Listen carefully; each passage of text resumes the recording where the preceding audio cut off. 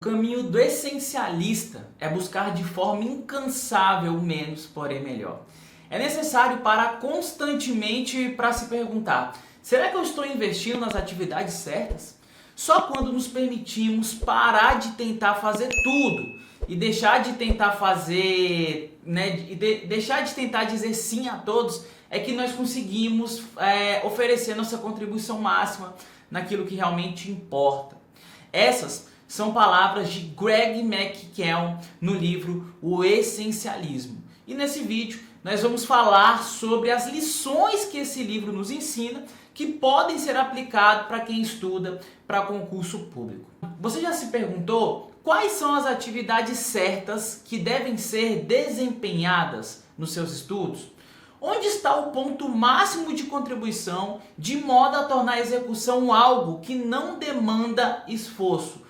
Como fazer menos, porém fazer mais? Bom, esse livro ele me fez refletir sobre erros que diversos concurseiros cometem durante a sua preparação para concurso público. O primeiro erro vital cometido por quem está estudando para concurso é não escolher um cargo ou uma área específica, pois diante do atual cenário que nós temos de profissionalização dos candidatos e enxugamento dos cargos efetivos, os concursos públicos estão muito mais concorridos do que antes e a cada dia que passa o nível de exigência é maior. O que eu quero dizer para você é que existem candidatos que selecionam uma área, um cargo específico e decidem se tornar bons, muito bons naquela área. Como por exemplo os candidatos que focam apenas e exclusivamente nas carreiras policiais.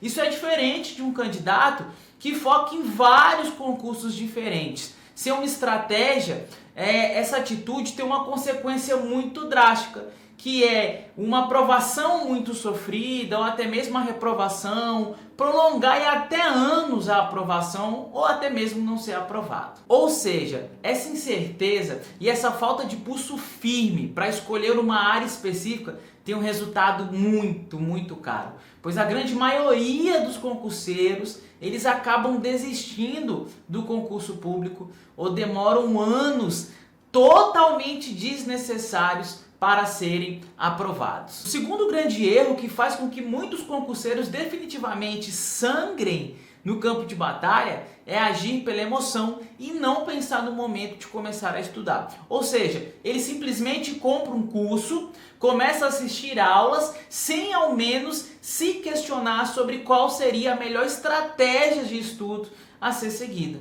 No livro Essencialismo e também no segundo livro de Greg, Sem Esforço, ele nos ensina que primeiro nós devemos explorar. Segundo, nós devemos eliminar. E por último, em última hipótese, nós temos que executar. Traduzindo isso para o mundo dos concursos, primeiro nós deveríamos explorar e aprender as diversas metodologias de estudos para entender o porquê que elas deram certo. Aí, em segundo lugar, nós vamos eliminar todas aquelas metodologias que atrasam os nossos estudos e, de fato, não possuem tanta eficiência. Para aí sim começar a executar, sentar a bunda na cadeira e começar a estudar. Greg ainda ensina que certos tipos de esforços geram mais recompensas, Recompensas maiores do que outras.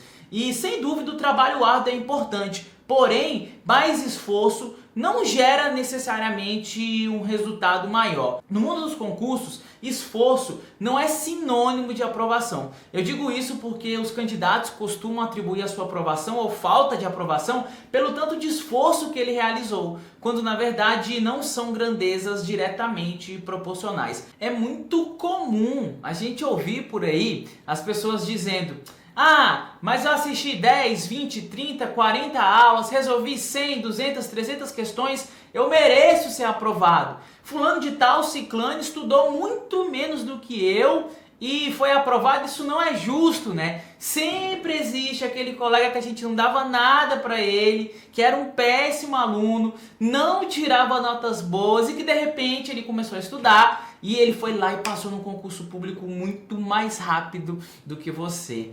Mas na verdade, essa pessoa ela teve uma sacada.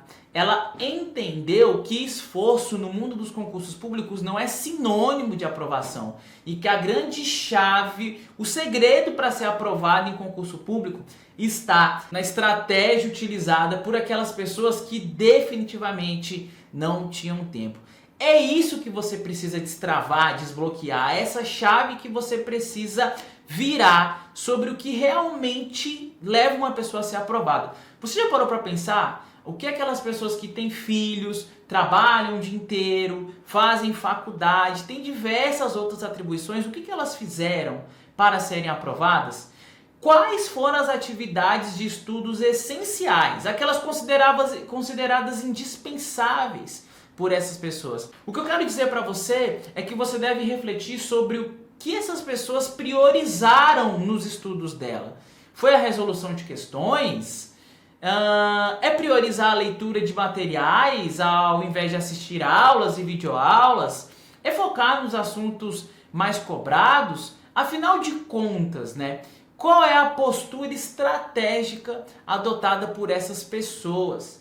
Porque é muito fácil você falar de estratégia de estudo quando você se encontra numa situação confortável, que você tem todo o suporte necessário para aplicar diversas estratégias ao mesmo tempo, Então, por exemplo, a pessoa que tem tempo livre para estudar, não tem preocupações financeiras para comprar bons materiais, ela segue uma forma de estratégia geral e dentro dessa estratégia ela vai englobar esse ouro, das pessoas que não tinham tempo. Ela acaba também fazendo isso.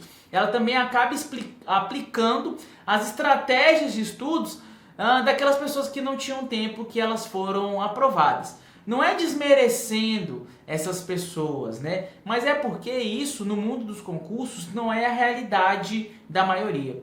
A maioria dos alunos que eu tive quando professor de curso preparatório era o pessoal que ralava o dia inteiro, trabalhava o dia inteiro, ia ali com dinheirinho suado e assistia aquela aula à noite. Eles tinham diversas outras atribuições, Eram pais, eram mães. Então, o que eu quero fazer aqui nesse vídeo é te chamar a atenção para essa reflexão, Quais são as verdadeiras estratégias de estudos que você pode adotar que vão acelerar, vão alavancar os seus estudos e fazer com que o seu estudo ele seja mais assertivo?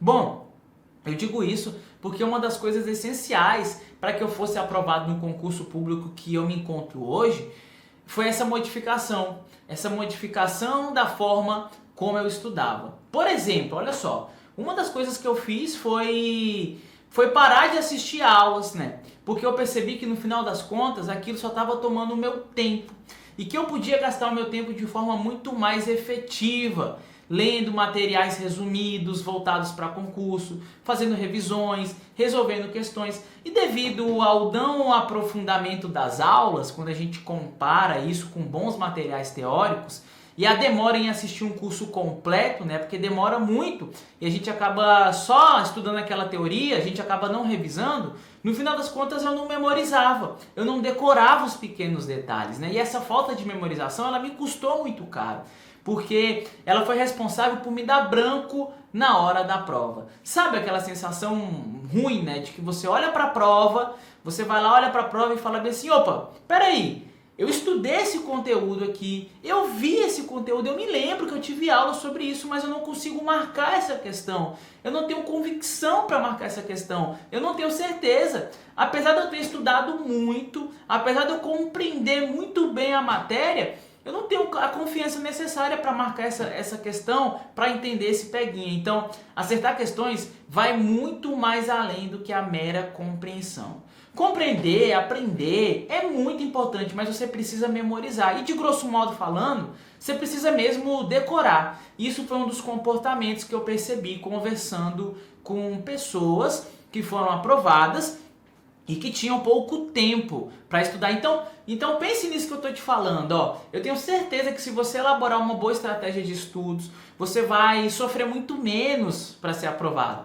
Você vai demorar menos para ser aprovado e logo, mais rápido do que você imagina, você vai viver a vida que você sempre sonhou. Lembre-se sempre dessa lição aqui. O essencialista, ele acha que o não essencialista, ele acha que quase tudo é essencial. E o essencialista acha que quase tudo é não essencial. Ou seja, ele seleciona muito bem as estratégias dele de estudos. E se você gostou desse vídeo, não se esqueça de contribuir para o crescimento do nosso canal, deixando seu like, se inscrevendo e ativando as notificações.